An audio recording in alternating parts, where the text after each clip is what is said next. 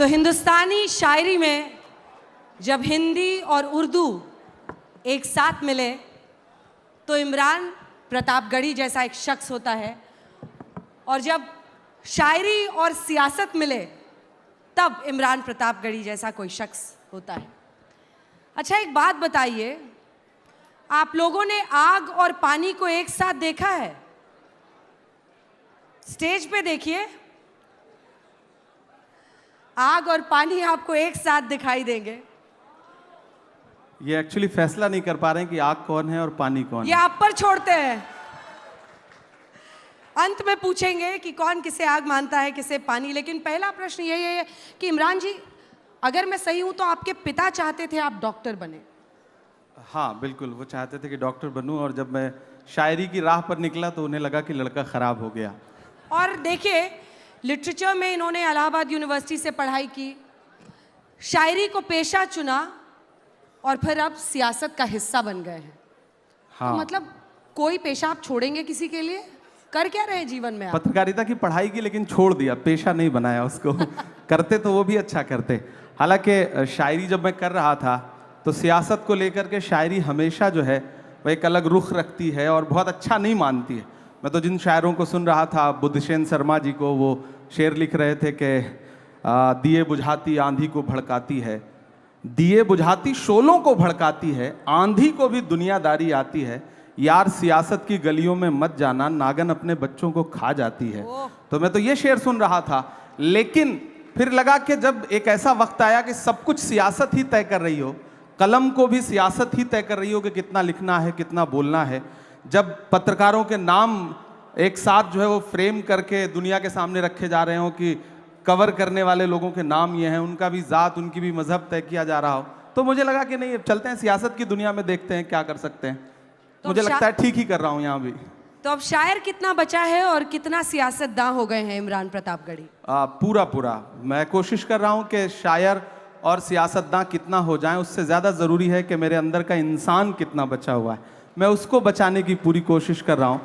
और संवेदना के स्तर पर मुझे लगता है कि मैं कभी तन्हाई में बैठता हूँ तो खुद से आंख मिलाता हूँ, तो मुझे लगता है कि यार ठीक है, अभी उतना ख़राब नहीं हुआ हूँ, और कोशिश करूँगा कि कभी उतना ख़राब ना हो, ये आवाम से भी वादा करता हूँ। जब तक शायर आईना में देखने के लायक रहे तब तक वो रहता है शायर, इसलिए आपके अंदर शायर तो जिंदा है। शायर समाज का आईना होता है। 33 रैलियां आपने की है महाराष्ट्र में? हाँ, 33 महाराष्ट्र में, 33 प्रेस कॉन्फ्रेंसेस की, रोड शो किए, झारखंड में 11 रैलियां की। झारखंड 13? झारखंड 11 जी। और जाके बोलते कैसे हैं, कनेक्ट कैसे करते हैं लोगों से? मतलब एक शायर वहां खड़ा होता है या पॉलिटिशियन खड़ा होता है, कनेक्ट करना जनता से, ये हुनर क्या है? मैं इसलिए जिंदा हूं कि मैं बोल रहा हूं, दुनिया किसी गूंगे की कहानी नहीं लिखती। लोग मुझे सुनने आते हैं, देखने नहीं। फिल्म स्टार्स आते हैं किसी पॉलिटिकल प्रोग्राम में तो लोग उनको देखने आते हैं, उनके डायलॉग सुनना है उनको। मेरे साथ यह है कि जो आवाम आती है मुझे सुनने, वो लाई हुई भीड़ नहीं होती, आई हुई भीड़ होती है। तो मुझे कनेक्ट करने में कोई दिक्कत नहीं आती, मैं उससे बात करता हूँ और उसके मुद्दों पर बात करता हूँ, शायरी के लहजे में बात करता हूँ, तो उसे अच्छा लगता है, तो मुझे कोई दिक्कत नहीं आती कनेक्ट करने में, मुझे अच्छा लगता है। लहजा क्या होता है वो? शायराना। जैसे आप इनसे कनेक्ट करके दिखाइए, ये जो ऑडियंस है, कितने युवा हैं यहाँ पर जो अभी कॉलेज में पढ़ रहे हैं, और कितने लोग हैं जो शायर बनना चाहते हैं? बहुत कम। ये हाथ बढ़ने चाहिए, इस सेशन के अंत तक ये हाथ बढ़ने चाहिए। हाँ, बहुत कम तादाद है। इनसे कनेक्ट करने के लिए मुझे लगता है मुझे कुछ शायरी सुनाना चाहिए, मैं शायरी सुनाता हूँ।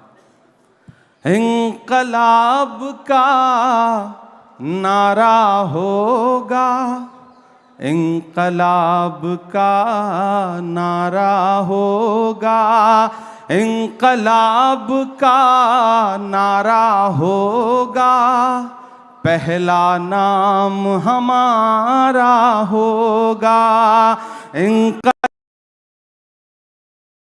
होगा, पहला नाम हमारा होगा, धरती के आंसू निकलेंगे, धरती के आंसू निकलेंगे, धरती के आंसू निकलेंगे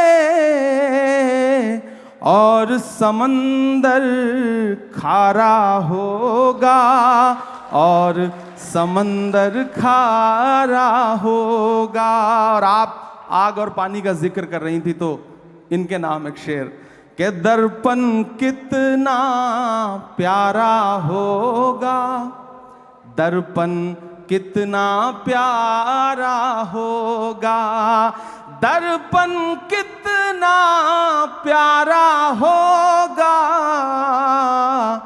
जिसमें अक्स तुम्हारा होगा, जिसमें अक्स तुम्हारा होगा। और इस दौर की जो सच्चाई है कि एक अकेला क्या कर लेता, एक अकेला क्या कर लेता, एक अकेला क्या कर लेता,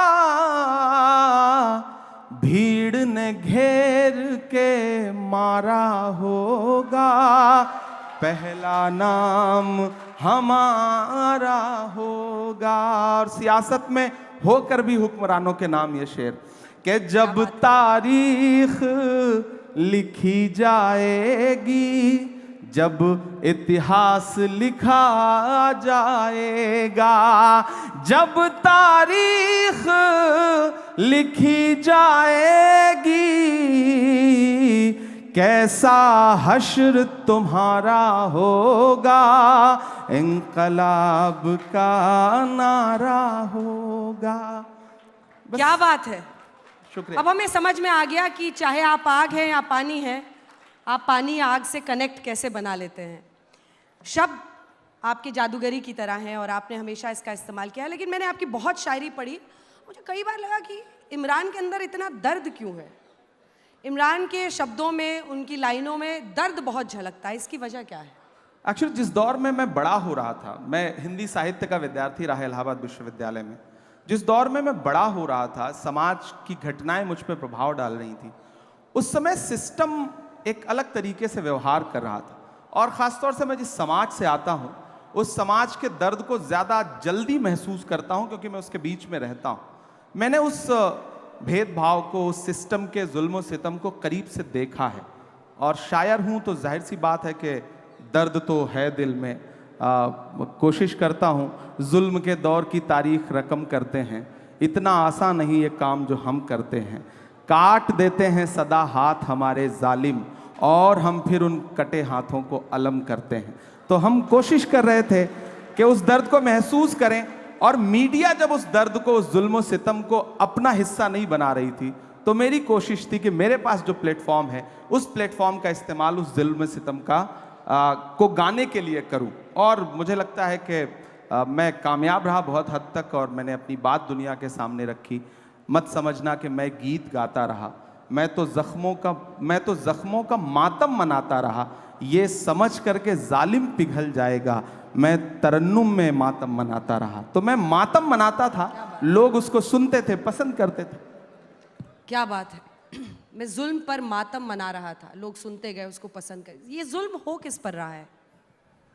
समाज में हाशिए पर मौजूद हर इंसान पर, वो हिंदू भी है, मुसलमान भी है, सिख भी है, ईसाई भी है, और सिस्टम कर रहा है, इसमें कोई दो राय नहीं, आज भी कर रहा है।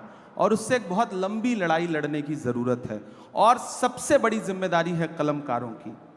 कलमकार जो है वो सत्ता का अस्थाई विपक्ष है। हमारी जिम्मेदारी है कि जब मैं शायर बन के बोलूं तो फिर हाकिम से आंख मिला के बात करनी है, वो कोई भी हो, वो हमारा अपना हाकिम क्यों ना हो, तब मैं उससे भी आंख मिला करके बात करके बोलूंगा। जब मैं 2010, 2011, 2012, 14 में शेर लिख रहा था, नज़में लिख रहा था, जो नज़्म मेरे इंट्रोडक्शन में उन्होंने सुनाई कि माँ हम भी तेरे बेटे हैं, वो मैंने 2011 में लिखी थी। मैंने मदरसे की नज़्म 2012 में लिखी। उसके बाद हालात जैसे जैसे बदलते गए, मैंने कोशिश की कि मैं अपने कलम के साथ इंसाफ करता रहूं। सिस्टम जुल्म करता है, इन दिनों थोड़ा बढ़ गया है, आप लोगों ने दिखाना कम कर दिया है, तो हमें और जोर से बावाज़े बुलंद बोलना पड़ता है। बस इतनी सी बात है। लेकिन चूंकि आपने ये चर्चा छेड़ी है, तो आप क्या दोहरा जीवन जी रहे हैं? क्या इमरान को, खुद एक शायर को, एक पार्टी का गुलाम बनना पड़ा ताकि उनकी आवाज मैग्नीफाई हो। अंजना कई जी। शायर ऐसे हैं जो आज भी ये मानते हैं कि हमें पार्टी और सियासत से कुछ नहीं लेना देना, और अंजना उनकी जी, कलम में क्या अंजना कम जी, ताकत है। पहले तो आपके सवाल में जो शब्द है, आप आज तक में नौकरी कर रही हैं तो आज तक की गुलाम थोड़े ही है। मैं एक पार्टी के साथ काम कर रहा हूं, हम किसी संस्थान के साथ काम करते हैं, संस्थान हमें सम्मान देता है, हम संस्थान की विचारधारा के साथ सहमत होते हैं, तब तक साथ चलते हैं। जिस दिन हमें लगेगा कि संस्थान हमारी विचारधारा से सहमत नहीं है, हमारी शर्तों को नहीं मान रहा है, उस दिन ये हो सकता है मेरा अपना जो उसूल है कि मैं पार्टी तो नहीं बदलूंगा, राजनीति छोड़ दूंगा। हमारी अपनी एक दुनिया है। क्या राजनीति में आना जरूरी हो गया था इमरान? बिल्कुल जरूरी हो गया। बहुत सारे शायर ऐसे हैं जो मानते हैं कि अपनी कलम को आजाद रखना किसी भी एक पार्टी की विचारधारा से उनकी पूरी जिंदगी का लक्ष्य होता है। नहीं, देखिए, आप जिस दौर में जी रहे हैं, इस दौर में अगर आप ये कह रहे हैं कि आप तटस्थ हैं, तो आप सबसे बड़ी सियासत कर रहे हैं। ये कहना कि मेरा सियासत से कोई लेना देना नहीं है, ये सबसे बड़ी सियासत है। जो भी ये कह रहा है वो सबसे बड़ी सियासत कर रहा है। वो अपने आप को सबका रखना चाहता है, और मेरा अपना मानना है कि या तो इधर खड़े हो जाओ या तो उधर खड़े हो जाओ। आज का दौर ऐसा है कि आप सिर्फ जुल्म को बुरा मत कहो, जालिम को बुरा मत कहो, जो अच्छा है उसका साथ भी दो। हम सिर्फ फेसबुक पर, ट्विटर पर, इंस्टा पे पोस्ट कर देते हैं, ये मामला हुआ, ये बड़ा गलत हुआ। जिसके साथ गलत हुआ उसके साथ खड़ा कौन होगा? अगर सारे लोग एक सोशल मीडिया पे पोस्ट करके अपनी जिम्मेदारी से अलग हट जाएंगे तो मुझे लगता है कि साथ देने वालों की कमी आ गई।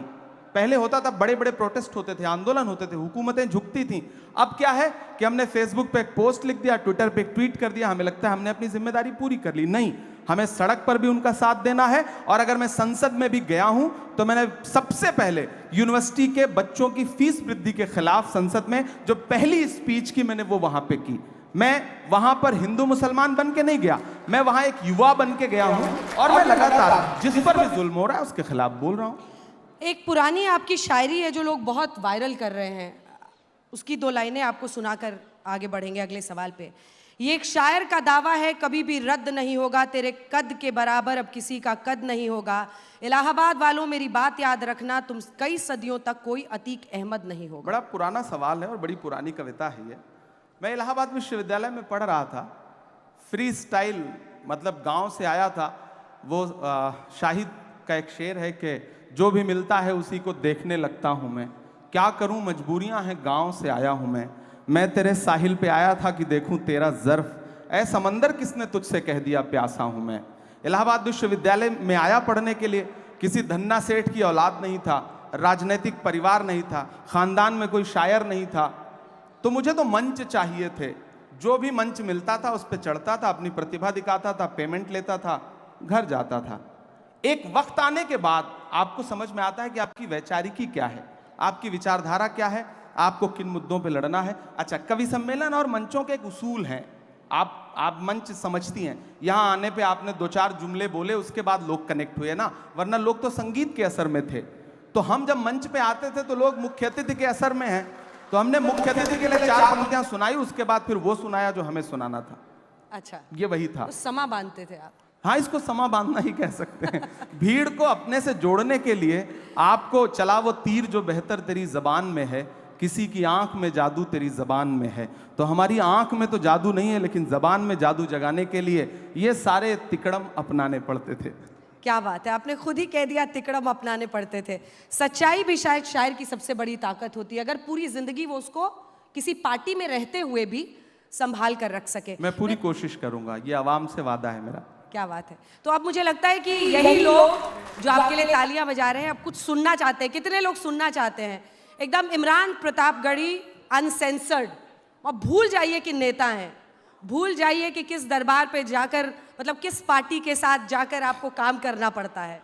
देखिए 1956 में, हाँ 1956 में संयुक्त राज्य अमेरिका के उस समय राष्ट्रपति नहीं बने थे यूएस के जॉन एफ कैनेडी।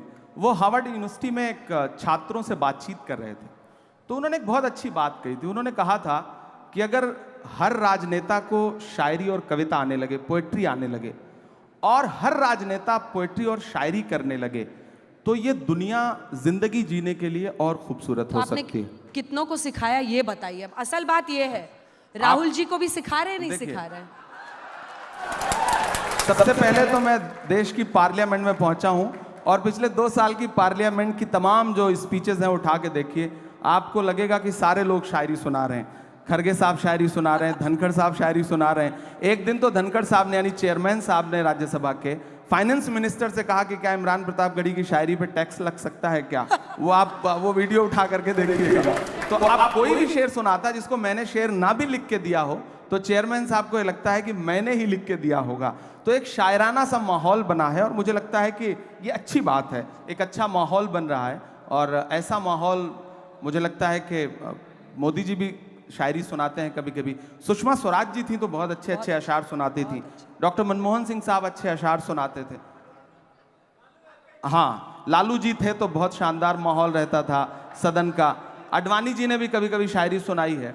तो मुझे लग रहा है कि आने वाले दिनों में और कुछ लोग सुनाने लगेंगे। मैं तो कोशिश करूंगा कि राहुल जी भी सुनाने। अब आडवाणी जी का क्रेडिट मत लेने लगिएगा। हम किसी की क्रेडिट नहीं ले रहे हैं, उसकी क्रेडिट हम आपको दे रहे हैं। हम उनकी कुछ क्रेडिट नहीं ले रहे हैं। हाँ, मैं आपका हुक्म है। मैं सुन नहीं पाए बेजुबानी को, आप समझे नहीं कहानी को। सुन नहीं पाए बेजुबानी को, आप समझे नहीं कहानी को। ये जो आतिश परस्त फिरका है, आप आग और पानी की बात कर रही थी। ये जो आतिश परस्त फिरका है, बद्दुआ दे रहा है पानी को। आप समझे नहीं कहानी को और ढूंढ लेती है। मैं दुबई के एक मुशायरे में था तो वहाँ सारे आसपास पूरी एशिया के लोग सुनने आते हैं। उसमें पड़ोसी मुल्क के भी कुछ सामने बैठे हुए थे। तो मैंने कहा भाई, सरहद के इस पार का इमरान हो या सरहद के उस पार का। मैं एक शेर पढ़ रहा हूँ, आपको सच्चा लगेगा कि ढूंढ लेती है हथकड़ी एक दिन, ढूंढ लेती है हथकड़ी एक दिन, ढूंढ लेती है हथकड़ी एक दिन। खेल समझो ना हक बयानी को, आप समझे नहीं कहानी को। और मेरी नई नस्लों आपके नाम ये शेर कि आप चुपचाप जुल्म सहते हैं, आप चुपचाप जुल्म सहते हैं, आप चुपचाप जुल्म सहते हैं। क्या हुआ आपकी जवानी को, क्या हुआ आपकी जवानी को। बद्दुआ दे रहा है पानी को। जी, क्या बात है, तालियां बजाइए भाई, जबरदस्त। मतलब मुझे लगता है कि हर कोई एक उम्र में, और आपने युवाओं को खास तौर पर कहा, तो सबके अंदर बहुत आग जलती है, बहुत जोश रहता है धीरे धीरे, लेकिन वो समझता है कि व्यावहारिक तरीका क्या है जीने का। हर किसी को अपना अपना मिला हुआ है हक। अब मेरा प्रश्न आपसे ये है कि कई बार हम देखते हैं कि सोशल मीडिया हो, कई बार आपके पीछे भी पड़ते हैं, मतलब एक अलग ब्लड हंटिंग वहाँ होती है। क्या एक ऐसी परिस्थिति बन सकती है जिसमें हर तरह की विचारधारा का सम्मान हो? मैं मानती हूँ कि कई लोग सोशल मीडिया पर सिर्फ इसलिए अब आते हैं क्योंकि उनको ब्लड हंटिंग किसी की करनी होती है। मतलब हम कहते हैं कि सड़क पे लिंचिंग ना हो, लेकिन सोशल मीडिया पर एक अलग किस्म की लिंचिंग होती है लोगों की, और सिर्फ उनकी विचारधारा की वजह से। बीच का रास्ता क्या हो सकता है एक शायर की नजर से? सबसे पहली बात तो मैं अपनी नई नस्लों से एक बात कहूंगा, सोशल मीडिया आपकी बात पहुंचाने का एक जरिया भर है, बहस का प्लेटफॉर्म नहीं है। वहां बहस मत करिए। आपको ट्वीट करना है, आपको फेसबुक पे कुछ लिखना है, इंस्टा पे कुछ लिखना है, लिख दीजिए, डाल दीजिए, अपनी बात पहुंचा दीजिए। उस पर रिप्लाई करने मत जाइए, कमेंट पढ़ने की जबरदस्ती कोशिश मत करिए, और पढ़िए भी तो किसी को रिप्लाई मत करिए। आप रिप्लाई करेंगे और आप सोचेंगे कि सामने वाला आपसे सहमत हो जाए, तो वो तो ऑलरेडी उसका तो काम है ना, वो एक पूरी पेड टीम बैठी है। तो ऐसे में उससे बहस मत करिए, लड़िए मत, अपनी बात रख दीजिए तो शायद बचे रहेंगे, वरना हम सबको झेलना पड़ता है और बहुत सारे लोगों पे इसका बहुत बुरा असर पड़ता है। हम लोग तो ऐसी दुनिया से आए हैं गांव में कि अगर आपके खिलाफ आपके अच्छे अच्छे जो पोस्ट हैं उस पर जो कमेंट आते हैं उसको अगर मतलब माँ और पिताजी पढ़ लें तो शायद आपका सोशल मीडिया छुड़वा दें कि बंद करो ये सब, ये क्या तमाशा है। लेकिन आपको जीना भी है, मीडिया तो आपको दिखाएगा नहीं, तो सोशल मीडिया का सहारा भी लेना है। तो ऐसे में हमारे पास माध्यम क्या है, हमें लोगों के पास जाने के लिए एक तो मंच है, दूसरा वो वाला प्रपंच है, तो उससे निपटना ही है। तो आप कैसे पार पा सकते हैं? वो जिसका जिक्र फसाने में था ही नहीं, वो बात इन साहब को बड़ा नागवार गुजरी है। अब बैठे भी हमारे मंच पे हैं, बताइए, यही सुंदरता है। ये नया भारत है, ये घर में घुस के मारता है। यहाँ पे बैठे हैं, मंच हमारा है, और फिर भी शिकायत कर रहे हैं कि हम इनको दिखाते नहीं हैं। शिकायत नहीं कर रहा हूँ, हम लोगों के बीच में बहुत सामान्य बातचीत हो रही है, तो आपको सामान्य तरीके से ही मैं बात कह रहा हूँ। मैं जब मीडिया की बात करूं तो देखिए, मैं कलम का आदमी हूं, तो जाहिर सी बात है मेरी शिकायत भी अपने परिवार के लोगों से ज्यादा होगी। साहित्यकार हमारी भी तो शिकायत है, आजाद देते अपनी कलम को, क्या धार थी। अब ऐसा लगता है आप स्वतंत्र पत्रकारिता चलिए शुरू करिए। बिल्कुल वही कर रहे हैं हम लोग, वही कर रहे हैं, और इसीलिए आप भी मजबूर होते हैं इस मंच पर आने के लिए। देखिए, आप भी मजबूर होते हैं क्योंकि आज तक जैसा मंच है नहीं। इमरान प्रतापगढ़ी जी, आप भी जानते हैं आज तक जैसा मंच है नहीं। मैं महाराष्ट्र गई, शरद पवार से लेकर नाना पटोले ने मुझे इंटरव्यू दिया। क्यों दिया? क्योंकि उनको पता है कि हमारी क्रेडिबिलिटी और सर्वश्रेष्ठता पूरी दुनिया में धमक रखती है, और वो किसी एक व्यक्ति के बोलने से ना तो ऊपर चढ़ती है ना गिरती है। कुछ चीजें स्थायी होती हैं। तभी आप भी आए हैं, आपके कुछ प्रशंसक आगे की कतारों में बैठे हैं, वो भी इसीलिए आए हैं क्योंकि उनको पता है कि यहाँ पर से जो हम वीडियो एडिट कर करके डालेंगे वो वायरल होगा। अंजना जी देखिए, तुम्हारी बज़्म के बाहर भी एक दुनिया है, मेरे हुजूर बड़ा जुर्म है ये बेखबरी।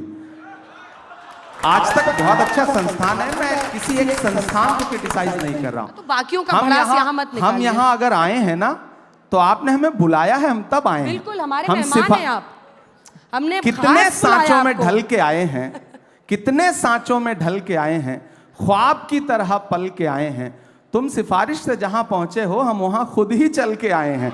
तो हमें तो बुलाया गया, हमें तो बुलाया गया है। और मैं आने और बुलाने के इस बहस में नहीं पड़ना चाहता, लेकिन मैं एक बात ये कहना चाहता हूं कि नेता देखिए, नहीं, मैं बात पूरी कर लूं उसके बाद, देखिए, मैं आपको पूरा मौका दूंगा, मैं आपकी बात का जवाब भी दूंगा। सिफारिश पर मैं भी तो एक कविता सुनाऊंगा। मैं आपके लिए ना, आप सुनिए, नहीं, मैं आपकी कविता बाद में सुनूंगा। वृक्ष नहीं जिसको नदियों ने सींचा है, बंजर माटी में पलकर मैंने मृत्यु से जीवन खींचा है। वाह, याद रखिएगा, तो कविता पूरी हो गई। और अब मैं बात जो कह रहा था कि यहाँ बुलाने और आने का सवाल नहीं है। नेता और मीडिया दोनों एक दूसरे के पूरक हैं। आप हैं तो हम हैं, हम हैं तो आप हैं। बिना हमारे आपका भी वजूद नहीं है और बिना आपके हमारा भी वजूद नहीं है। हम दोनों एक दूसरे की जरूरत हैं, तो हम दोनों एक दूसरे को उसी रूप में कबूल करें, हम आपस में लड़े नहीं। तो हमें बुलाया गया, तब हम आए। फिलहाल बिल्कुल आपकी कविता बहुत अच्छी थी, सिर आंखों पर आपकी कविता बहुत अच्छी थी, लेकिन नो डाउट आज तक बहुत शानदार कर रहा है और ये कल तक बहुत शानदार करता रहेगा, मुझे पूरा विश्वास है। यही तो है कि आग भी जब प्रशंसा करने लगे, या पानी, व्हाटएवर यू चूज। नहीं, मैं प्रशंसा करूंगा, पर आग और पानी के बीच में समझौता होना भी नहीं चाहिए। मैं आपकी पत्रकारिता की प्रशंसा करता हूं, इसमें कोई दो राय नहीं। आप अच्छी पत्रकारिता करती हैं और हम सब युवा हुए हैं आपको देख देख करके, आपको सुन सुन करके। ये मेरे लिए बहुत खुशी की बात है कि मुझे देख देख कर आप जैसे लोग जवान हो गए। हम एक वक्त में शायर भी बने और फिर नेता भी बन गए। जब यूनिवर्सिटी में पढ़ रहे थे तो हमें मतलब कुछ चंद लोग हैं, चुनिंदा लोग हैं जिनकी पत्रकारिता सुन रहे थे हम लोग, और हमें लगा कि पत्रकारिता की पढ़ाई करनी चाहिए। तो उसमें आपको क्रेडिट देता हूं मैं इस बात के लिए। अब राजनीति में आ गया, पार्लियामेंट में चला गया, लेकिन उम्र तो कम ही है ना। वजन बढ़ गया, राजनीतिक वजन कह रही हूं मैं। अगले प्रश्न पर आते हैं। अब मुझे लगता है कि सियासत पर हम लोगों ने आग पानी बहुत कर लिया। एक चैलेंज है 30 सेकेंड्स रील वाला चैलेंज, जो इस जनरेशन को ग्रस्त कर रहा है। उनको पता भी नहीं चल रहा और वो एडिक्टेड हो रहे हैं।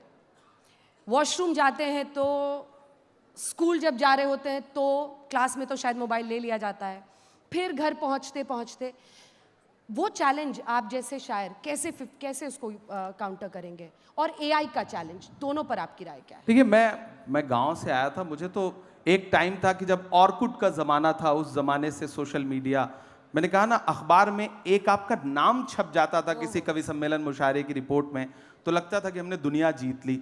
लेकिन एक वक्त के बाद समझ में आया कि वो पर्याप्त नहीं है। उसके बाद सोशल मीडिया का कैसे इस्तेमाल हो, इस पर काम शुरू किया। तो हम तो जो हैं, हमारे जैसे लोग जो हैं, वो अमीर इमाम का एक बहुत अच्छा शेर है कि आए हैं और शान से आए हुए हैं हम, आए हैं और शान से आए हुए हैं हम, मिट्टी में आसमान से आए हुए हैं हम, सीना महक रहा है तो हैरत है किस लिए, फूलों के खानदान से आए हुए हैं हम। तो दरअसल हम आए उसी दुनिया से, हमें तो सोशल मीडिया ने ही बनाया। सच बात यह है कि यूट्यूब पे वीडियोस वायरल हो गए, वरना तो एक कॉकस था शायरों का, कवियों का, वो आपको मंच कभी लेने ही नहीं दे रहे। ज्यादा डेमोक्रेटाइजेशन हुआ, लड़ाई ही अलग थी, हमारी तो लड़ाई ही अलग थी। हम किसी गुट का हिस्सा नहीं थे कवि सम्मेलन मुशायरों में। तो या तो दो शर्तें थी, या तो आप उनका बैग उठाइए या तो उनका गिलास उठाइए। हम दोनों से बचे हुए थे, तो उस बचत की वजह से सब दुश्मन थे। लेकिन ये तो भला हो सोशल मीडिया का कि आवाम तक पहुंची। फिर आयोजक पे इतना दबाव रहता था कि भाई इमरान प्रतापगढ़ी को बुलाओ, एक नया सा लड़का आया है, वो अच्छा पढ़ता है। तो उस दबाव की वजह से हम यहां तक पहुंचे, मैं तो मानता हूं। तो सोशल मीडिया का वो दबाव है, उसे प्यार से हैंडल करिए, उस पर अच्छी अच्छी चीजें लिखिए। 30 सेकंड, अब हमें तो पार्लियामेंट में 0 आवर 3 मिनट में बोलना पड़ता है, लंबा सा भाषण है 3 मिनट में पूरा करना है। तो अभी तो पार्टी की तरफ से, मैं तो बहुत युवा हूं, तो हमारे तमाम सीनियर्स राज्यसभा में है, तो टाइम ही नहीं मिलता पार्टी वाला। तो अब आपको अपनी प्रेजेंस भी दिखानी है, तो 3 मिनट में अपनी बात कैसे रखें, तो वो बिल्कुल 30 सेकंड वाला ही मामला है, वहां के लिए 3 मिनट। तो उसमें कोशिश करते हैं कि अपनी बात रख पाएं, और एडजस्ट कर लेता है इंसान। धीरे धीरे ये दौर भी खत्म हो जाएगा। ये जो नई पीढ़ी है ना, ये बहुत दिन तक किसी चीज को सर आंखों पे नहीं बिठा के रखती, ये उतार देगी बहुत जल्दी। रील वाला खुमार भी उतर जाएगा, मुझे पूरा यकीन है। क्या बात है। वो पीछे से कोई मुझे कह रहा है कि कुछ सुनना चाहते हैं वो लोग। हाँ, क्योंकि अब हम अंत की तरफ बढ़ रहे हैं। बिल्कुल सुना देता हूँ, मैं एक नज़्म सुनाता हूँ। बैठे हैं तो एकदम लय में। अच्छा, उस पे सुनाएं? नहीं, ये आज ये एक सिस्टम बना हुआ है, इसी पे चलने दीजिए। एक नज़्म सुनाता हूँ। एक दिन हुआ क्या कि पार्लियामेंट में नए नए गए हैं, तो थोड़ा चीखना चिल्लाना ज्यादा, जोश ज्यादा है। तो एक साथ 146 सांसद सस्पेंड किए गए। याद होगा आपको, इतिहास में पहली बार विपक्ष के 146 सांसद राज्यसभा और लोकसभा मिला के सस्पेंड हुए। हम निकले तो मीडिया के साथ ही बाहर खड़े थे, तो उन्होंने व्यंग्यात्मक तरीके से कहा कि सस्पेंड हो गए। तो हमने कहा भाई, आज सस्पेंड ना हुए होते तो अपनी नजरों में गिर जाते, ऐसा लगता कि बुज़दिलों में नाम शुमार हो रहा है, बहादुरों में नहीं। तो बोले आप शायर हैं, शायरी की भाषा में बताइए। तो एक नज्म कही मैंने वहीं पर कि जख्म पर जख्म खा के निकले हैं। ये संगीत वाले भी जो साथी बैठे हैं, मुझे उनका भी साथ मिले कि जख्म पर जख्म खा के निकले हैं, हाँ मगर मुस्कुरा के निकले हैं। सर झुकाने का हुक्म जब आया, सर झुकाने का हुक्म जब आया, और भी सर उठा के निकले हैं, और भी सर उठा के निकले हैं। और सस्पेंड होके आए थे तो गुस्सा था, तब ये शेर पढ़ा कि हर सितम का जवाब आएगा, देखना इंकलाब आएगा। कल आ ही गया ना कि हर सितम का जवाब आएगा, देखना इंकलाब आएगा। अच्छे दिन का किए थे जो वादा, उनका दिन भी खराब आएगा, उनका दिन भी खराब आएगा। हम तो निकले हैं मुस्कुराते हुए, हम तो निकले हैं मुस्कुराते हुए, और वो तिल मिला के निकले हैं, और भी सर उठा के निकले हैं। क्या बात है। ये बात आपको जुदा करती है बाकी राजनेताओं से। मुझे लगता है कि आप हर तरह की बात करते हैं, आप आवाम की भी आवाज़ बनते हैं। एक पार्टी में रहकर ये कर पाना कई बार बहुत मुश्किल हो जाता है, लेकिन नहीं, मैं अंजना जी ये चीज़ क्लियर कर दूं, मुझे बहुत खुशी है और मैं इस मंच पर अपनी लीडरशिप की प्रशंसा भी करूंगा कि कभी मुझसे ये नहीं कहा गया कि इमरान तुम मुशायरों में जाके क्या पढ़ रहे हो, तुमने ये क्या बोल दिया, यहाँ पाबंदी, ये मत करो, ऐसा मत करो, भाषण क्या दे रहे हो, किस विषय पे बोल रहे हो। मैं बहुत जिम्मेदारी से और ईमानदारी से कह रहा हूँ कि मुझे आज तक मेरी पार्टी में किसी नेता ने यह नहीं कहा कि तुम इस विषय पे बोलो, इस विषय पे मत बोलो। उन्हें भरोसा है और शायद मैं उसके साथ न्याय कर रहा हूँ। मैं कवि सम्मेलन मुशायरों में जाता हूँ, सारे विषयों पे कविताएं पढ़ता हूँ और मुझे कभी नहीं रोका जाता। हाँ, जब मैं राजनीतिक मंचों पे खड़ा होता हूँ तो राजनीतिक लहजे में बात करता हूँ। वहाँ मैं शेर पढ़ता हूँ कि खौफ नहीं जिसे मुरझाने का, मैं उस गुल के साथ खड़ा हूँ, कैसा भी दौर आए लेकिन मैं राहुल के साथ खड़ा हूँ। कल भी खुल के साथ खड़ा था, आज भी खुल के साथ खड़ा हूं, कैसा भी दौर आए लेकिन मैं राहुल के साथ खड़ा हूं।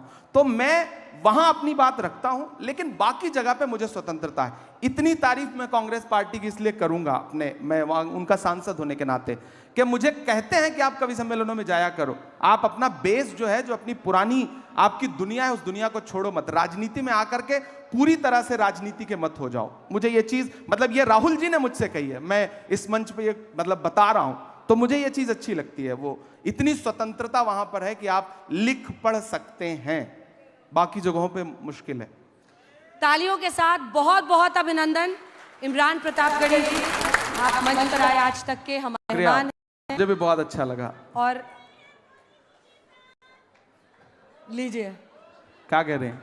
वो क्या कह रही हैं? वो कह रही हैं कि हम खड़े हैं मोदी जी के तो साथ। अच्छी बात है, मैं कहाँ करूँ, हालांकि वो खड़ी नहीं हो तो बैठी हैं, वो तो खड़ी नहीं हो तो बैठी हैं। मोदी मोदी के नारे लगा रहे हैं वो लोग, लेकिन देखिए अच्छी बात है, लगाएं। हर तरह की विचारधारा मुझे तो अच्छा लग रहा है ना कि मैं उनके बीच में आके भी कविताएं सुना रहा हूँ।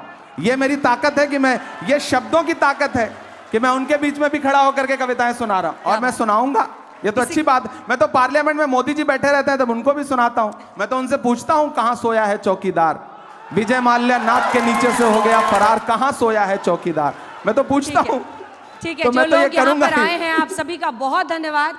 सबकी विचारधारा अलग हो सकती है, आप मोदी यही मोदी तो के अच्छी नारे, बात है आप कि अलग इमरान के अलग नारे विचारधाराएं लगा एक मंच पे बैठे हैं, लेकिन एक मंच सबका पर हम बैठे सम्मान करें और सबका और मुझे भी सम्मान सम्मान है। मैं उनका सम्मान करता हूं, उन्होंने मेरी कविताओं पे ताली बजाई, उनका शुक्रिया अदा करता हूं। यही तो शब्दों की ताकत है। इसी के साथ आपका बहुत बहुत धन्यवाद। धन्यवाद। तालियों बहुत के साथ, बहुत धन्यवाद। तालियों के साथ बहुत बहुत धन्यवाद।